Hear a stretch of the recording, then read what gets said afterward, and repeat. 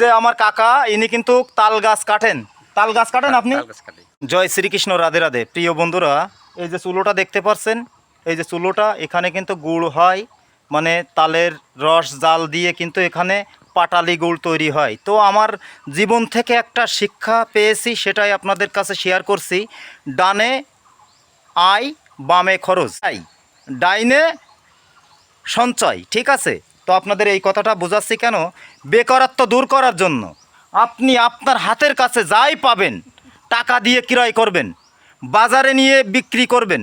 সেটা যদি আপনার 1 নম্বর জিনিস হয়, বাজারে নিয়ে গেলে 2 নম্বর বলবে। যারা বলবে একটু সস্তা দিলে তারাই আবার কিনবে।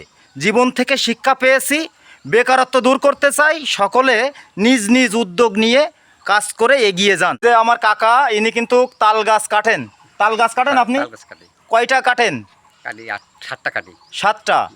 কতটুক গুড় হয় আপনার দৈনিক? 10 কেজি। 10 কেজি গুড় হয়।